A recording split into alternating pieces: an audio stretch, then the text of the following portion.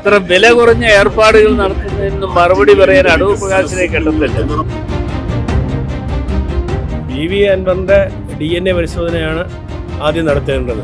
PV Anwar Kerala രാഷ്ട്രീയത്തിലൊരു മാലിന്യമാണ്. PV അൻവറിന്റെ ഈ രാഷ്ട്രീയ നിലപാട് മാറ്റത്തിൽ PV അൻവറിന്റെ DNA പരിശോധിച്ചു കഴിഞ്ഞാൽ ആ വസ്തുത മനസ്സിലാക്കാൻ പറ്റും. ആരുടെ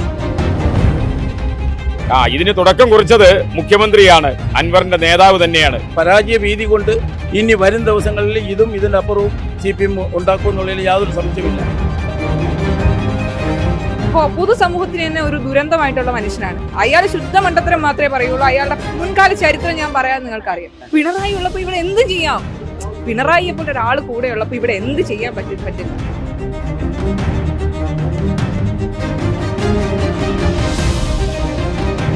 നമസ്കാരം. കൊട്ടിക്കലാശമാണ്. അത് കഴിഞ്ഞ് കേരളത്തിലെ ജനങ്ങളെല്ലാം പോളിംഗ് ബൂത്തിലേക്ക് പോവുകയാണ്. ഇതിനിടയിലാണ് ഒരു വിവാദമായ പരാമർശം PV അൻവർ MLA ഭാഗത്ത് ഉണ്ടായിരിക്കുന്നത്. അതായത് രാഹുൽ ഗാന്ധിയുടെ DNA പരിശോധിക്കണം, അതുപോലെ തന്നെ നെഹ്റു കുടുംബത്തിലുള്ള ആളാണോ രാഹുൽ സംശയമുണ്ടെന്നൊക്കെ PV അൻവർ ഉന്നയിച്ചിട്ടുണ്ട്.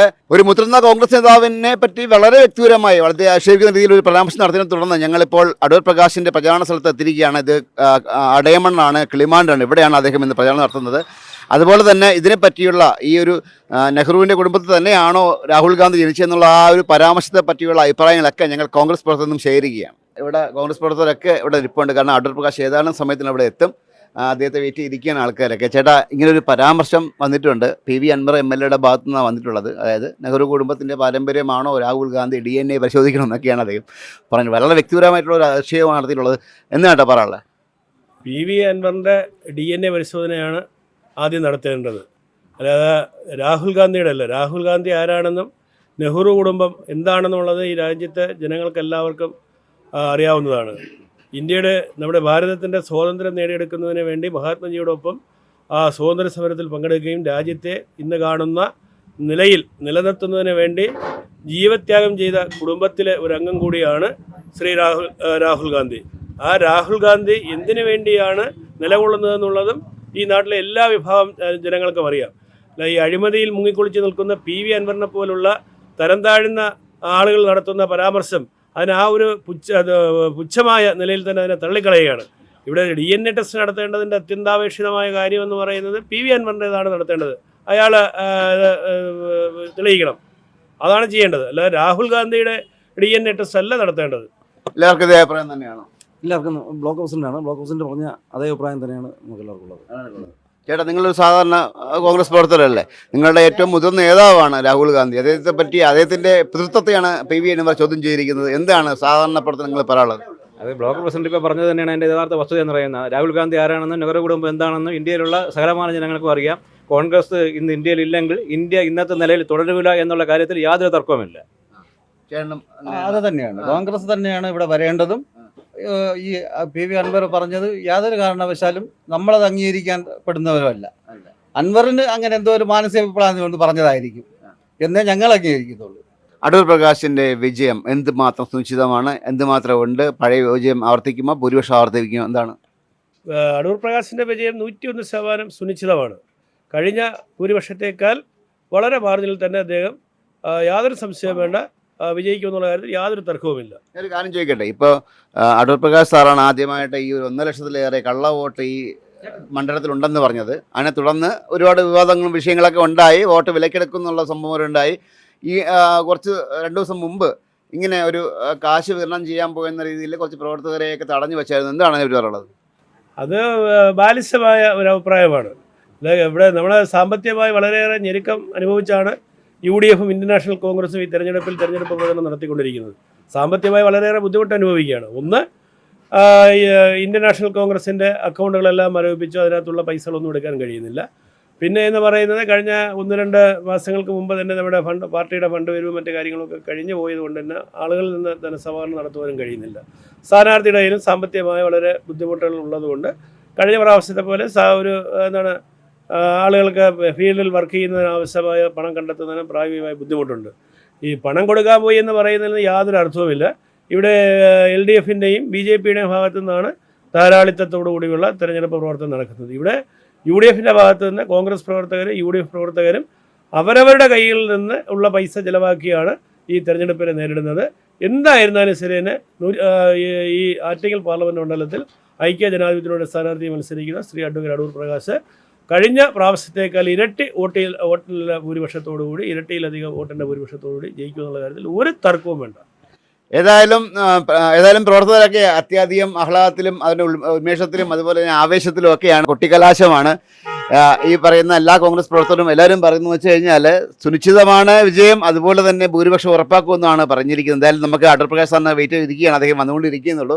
ദേശീയ തലത്തിലേക്ക് പോകുമ്പോഴത്തേക്ക് ഇടതുപക്ഷവും കോൺഗ്രസും എല്ലാം ഒരുമിച്ചാണ് ഇന്ത്യ മുന്നണി ഉണ്ടാക്കിയിരിക്കുന്നത്. ആ ഒരു സാഹചര്യത്തിൽ, അതായത് ലോക്സഭയിലേക്ക് കേരള ഒഴികെയുള്ള മറ്റു സംസ്ഥാനങ്ങളിലൊക്കെ ഒരുമിച്ച് മത്സരിക്കുന്ന ഒരു അവസ്ഥയിലാണ് PV അൻവർ MLA നിങ്ങളുടെ അനിശ്ചിതമായ നേതാവ്, നിങ്ങളുടെ ഏറ്റവും വലിയ നേതാവിനെ കുറിച്ച് ഇത്രയും വളരെ മോശമായ ഒരു വ്യക്തിപരമായിട്ടൊരു അഭിപ്രായ പ്രകടനം നടത്തിയിരിക്കുന്നത്. DNA ടെസ്റ്റ് ചെയ്യണം, നെഹ്റു കുടുംബത്തിൽ തന്നെ ഉള്ള ആളാണോ എന്ന് ഒക്കെയാണ് ഉന്നയിച്ചിരിക്കുന്നത്. എന്താണ് ഒരു കോൺഗ്രസിൻ്റെ ചുമതലയുള്ള ആൾ ജനപ്രതിനിധിയിൽ എന്താ പറയാനുള്ളത്?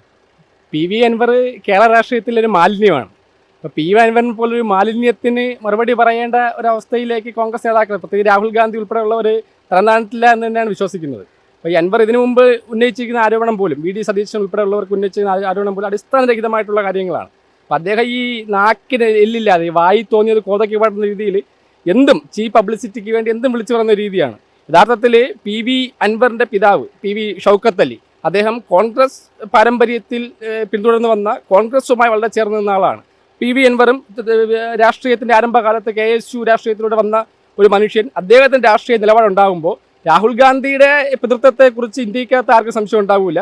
അദ്ദേഹത്തിന് നിലപാട് കൊണ്ടായാലും ശൈലി കൊണ്ടായാലും എല്ലാം കൊണ്ടും അത് രാജീവ് ഗാന്ധിയുടെ മകനാണെന്നുള്ളതിൽ ഒരു സംശയം പോലും ആർക്കും ഉണ്ടായില്ല. പക്ഷേ PV അൻവറിൻ്റെ ഈ രാഷ്ട്രീയ നിലപാട് മാറ്റത്തിൽ PV അൻവറിൻ്റെ DNA പരിശോധിച്ച് കഴിഞ്ഞാൽ ആ വസ്തുത മനസ്സിലാക്കാൻ പറ്റും ആരുടെ പിതൃത്വത്തിലാണ് സംശയമുള്ളതെന്നുള്ള കാര്യം.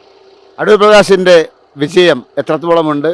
ഭൂരിപക്ഷം ആവർത്തിക്കുമോ, ഭൂരിപക്ഷം കൂട്ടുമോ, കുറയുമോ, ജയിക്കുമോ, തോക്കുമോ, എന്താണ്? നമ്മൾ ഇവിടെ പ്രവർത്തിക്കുന്നത് കഴിഞ്ഞ തവണത്തേക്കാൾ ഭൂരിപക്ഷം വർദ്ധിപ്പിക്കുക എന്ന ലക്ഷ്യത്തോടു കൂടിയാണ് പ്രവർത്തിക്കുന്നത്. അടൂർ പ്രകാശിൻ്റെ വിജയത്തിൽ സംശയത്തിലല്ല.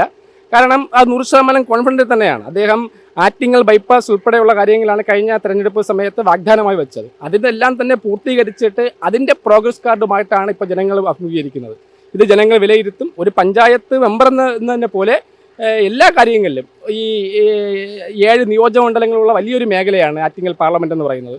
ആ പാർലമെൻറ്റിനകത്ത് എല്ലാ കാര്യങ്ങളിലും പരമാവധി പങ്കെടുത്തിട്ടുള്ള അവൈലബിൾ ആയിട്ടുള്ള ഒരു ജനപ്രതിനിധിയാണ് അദ്ദേഹം. അപ്പോൾ അത് ജനങ്ങൾ വിലയിരുത്തും. ജനങ്ങൾക്ക് വേണ്ടി ഇത്രയും നാൾ അടൂർ പ്രകാശ് ചെയ്തു വച്ചതിൻ്റെ സ്മരണയിൽ കലർന്ന നാട്ടുകാരുടെ സ്നേഹത്തിൽ ചാലിച്ച വോട്ടുകളാണ് അടൂർ പ്രകാശ് കിട്ടുന്നത്. ഭൂരിപക്ഷം വർദ്ധിപ്പിക്കാൻ വേണ്ടിയാണ് ആറ്റിങ്ങൽ പാർലമെന്റിൽ ഐക്യജനാധിപത്യ മുന്നണി മത്സരിക്കുന്നത്. 1.5 ലക്ഷം വോട്ടിന്റെ കള്ളവോട്ടുണ്ടെന്നാണ് അദ്ദേഹം പറഞ്ഞിരിക്കുന്നത്. 1.5 ലക്ഷം വോട്ട് കള്ളവോട്ടെന്ന് പറഞ്ഞു കഴിഞ്ഞാൽ ഒരു തിരഞ്ഞെടുപ്പിന്റെ ഗതിവിഗതികളെ തന്നെ മാറ്റിമറിക്കാൻ കഴിയുന്ന തരത്തിലുള്ള വോട്ടാണ്.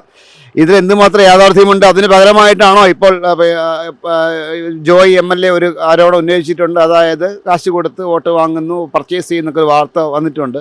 എന്താണ് പറയാനുള്ളത്? നിങ്ങളുടെ കഴിഞ്ഞ തവണയും അടൂർ പ്രകാശ് ഇതേ രീതിയിൽ ഒരു കണ്ടെത്തലുമായിട്ട് മുന്നോട്ട് പോയിട്ടുണ്ടായിരുന്നു. ഈ ഡബിളിംഗ് വോട്ടുകളും കള്ളവോട്ടുകളും ഉദ്ദേശിക്കുന്ന പ്രധാനമായും ഡബിളിംഗ് വോട്ടുകളാണ്. ഈ ഡബിളിംഗ് വോട്ടുകൾ കണ്ടെത്തിയിട്ടുണ്ടായിരുന്നു, അതിനെ ഒഴിവാക്കുകയും ചെയ്തു. ഈ ഡബിളിംഗ് വോട്ടുകളുടെ, അതായത് ഈ കള്ള വോട്ടുകളുടെ ഒരു ബലത്തിൽ തന്നെയാണ് ഇടതുപക്ഷം തുടർച്ചയായിട്ട് ഈ ആറ്റിങ്ങൽ മേഖലയിൽ വിജയിച്ചുകൊണ്ടിരുന്നത്. ജില്ലാ പഞ്ചായത്ത് എന്ന നിലയിൽ ഞാൻ മത്സരിച്ച എൻ്റെ ഈ ജില്ലാ പഞ്ചായത്ത് ഡിവിഷൻ, അതായത് 5 പഞ്ചായത്ത് ഉൾപ്പെടുന്ന 63 വാർഡ് ഉൾപ്പെടുന്ന മേഖലയാണ്. അവിടെയും ഏതാണ്ട് 9,000-ഓളം ഡബിളിംഗ് വോട്ടുകളുണ്ടായിരുന്നു. അദ്ദേഹത്തിൻ്റെ മാതൃക പിന്തുടർന്നുകൊണ്ട് ഞാനും ആ സമയത്ത് ഇതെല്ലാം കണ്ടെത്തി എല്ലാ ബൂത്തുകളിലും ഇതിൻ്റെ ഈ ഡബിളിംഗ് വോട്ടുകളെ സംബന്ധിച്ച ഡീറ്റെയിൽസ് കൊടുത്തിട്ടുണ്ടായിരുന്നു. അത് വോട്ട് ചെയ്യാൻ വന്ന ആൾക്കാർ തടയുകയും ചെയ്തിട്ടുള്ളതാണ്. അപ്പോൾ ഇത് ഒരു കള്ള വോട്ട് കാലാകാലങ്ങളായ ഇടതുപക്ഷത്തിൻ്റെ വലിയ ഒരു വിജയത്തിന് പ്രധാനമായിട്ടും പ്രവർത്തിച്ചൊരു ഘടകമാണ്. അതിനെ ഇല്ലാതാക്കുന്നതോടുകൂടി തന്നെ ഏതാണ്ട് വിജയത്തിൻ്റെ പകുതിയിലധികം നമ്മൾ പിന്നിട്ടു എന്ന് തന്നെയാണ് വിലയിരുത്തൽ. ഈ പറയും പോലെ കൊട്ടിക്കലാശമാണ്, പ്രവർത്തകരൊക്കെ ആവശ്യത്തിലാണ്. ഈ ഒരു പ്രസ്താവന ഇവരൊക്കെ അറിഞ്ഞുവെന്ന് എനിക്കറിയാം. ചേട്ടാ, അങ്ങനെ ഒരു പ്രസ്താവന കേട്ടിട്ടുണ്ടോ നിങ്ങൾ? പ്രസ്താവന നേരിട്ട് കേട്ടില്ല, പലരും പറഞ്ഞിപ്പോൾ അറിഞ്ഞു. ശുദ്ധമായ അസംബന്ധമാണ് ഇത്തരത്തിൽ PV അൻവറെ പോലുള്ള ഒരു നേതാക്കന്മാർ. പിണറായി വിജയന്റെ നിർദ്ദേശപ്രകാരമാണ് ഇത്തരത്തിലുള്ള കിംവദന്തികൾ, ഇത്തരത്തിലുള്ള അശ്ലീല പ്രയോഗങ്ങൾ അഴിച്ചുവിടുന്നതാണ് നമുക്ക് പറയാനുള്ളൂ. ഇതിന് തുടക്കം കുറിച്ചത് മുഖ്യമന്ത്രിയാണ്, അൻവറിന്റെ നേതാവ് തന്നെയാണ്. അദ്ദേഹമാണ് രാഹുൽ ഗാന്ധിയെ വളരെ മോശമായി ആക്ഷേപിച്ചുകൊണ്ട് പ്രസംഗിച്ചത്. അതിൻ്റെ ഒരു തുടർ കഥയാണിതെന്നുമാണ് നമുക്ക് പറയാനുള്ളത്. നമുക്ക് ഈ ഇലക്ഷൻ്റെ ഈ പരാജയ ഭീതി കൊണ്ട് ഇനി വരും ദിവസങ്ങളിൽ ഇതും ഇതിൻ്റെ അപ്പുറവും CPM ഉണ്ടാക്കുമെന്നുള്ളതിൽ യാതൊരു സംശയമില്ല. കഴിഞ്ഞ കുറച്ച് ദിവസമായി CPM-ൻ്റെ മുഖ്യമന്ത്രി പിണറായി വിജയൻ നേരിട്ട് തന്നെ രാഹുൽ ഗാന്ധിയെ ആക്ഷേപിക്കത്തക്ക രീതിയിലുള്ള പരാമർശങ്ങൾ നരേന്ദ്രമോദിയും അതേ വാചകം തന്നെയാണ് പിണറായി വിജയനും ആവർത്തിച്ചു വരുന്നത്. ഒത്തുകളി കോൺഗ്രസ് ഒത്തുകളിയാണ്. BJPയും മാർക്സിസ്റ്റ് പാർട്ടിയും ഒത്തുകളിയാണ്. ഉറപ്പായിട്ടും പരാജയം ഉറപ്പായതിന്റെ ഒരു ഭീതി. അല്ല, ഈ പറയുന്ന ആക്ഷേപങ്ങളൊക്കെ ഉണ്ടാവാം, പക്ഷേ നെഹ്റു കുടുംബത്തിൽ തന്നെയാണോ ജനിച്ചത് സംശയമൊക്കെ. മാത്രമല്ല, ഈ പറഞ്ഞ ആളിന്റെ ഒരു നേതാവ് കൂടിയാണ്, ഒരല്ല മുഖ്യ നേതാവ് കൂടിയാണ് രാഹുൽ ഗാന്ധി, ഇന്ത്യ മുന്നണിയുടെ നേതാവ്. ആ ഒരു MLA തന്നെ ഇത് പറഞ്ഞത് വളരെ വളരെ മോശമായ സംഭവമാണ്. അതിന് ജനങ്ങൾ അതിനെ പ്രതികരിക്കും, വോട്ടിലൂടെ പ്രതികരിക്കും എന്നാണ് എനിക്ക് പറയാനുള്ളത്. പുരുഷ പ്രജകളുടെ മാത്രമല്ല, നമുക്ക് സ്ത്രീജനങ്ങളുടെ തീപ്പൊരി പ്രസംഗിയാണ്. ചേച്ചി എന്താണ് ഈ പറയാനുള്ളത്? PV അൻവറിനെ പോലെയുള്ളവരുടെയൊക്കെ സ്റ്റേറ്റ്മെന്റുമായിട്ട് നിങ്ങൾ മാധ്യമ പ്രവർത്തകർ ഇങ്ങനെ ചോദിക്കുന്നത് വളരെ മോശമാണ്. അത് MLA ആണ്, ജനപ്രതിനിധിയാണ്. അദ്ദേഹത്തിന്റെ മുൻകാല ചരിത്രം എടുത്ത് നോക്കിയാൽ വിക്കറ്റ് 1, വിക്കറ്റ് 2 എന്ന് പറഞ്ഞിട്ട് പോസ്റ്റുകൾ ഇടുന്നു. പൊതുസമൂഹത്തിന് തന്നെ ഒരു ദുരന്തമായിട്ടുള്ള മനുഷ്യനാണ്. അദ്ദേഹത്തെ പോലെയുള്ള എന്തെല്ലാം വിഷയങ്ങളുണ്ട്, പൊതുസമൂഹത്തിലെ വിഷയങ്ങളുണ്ട്.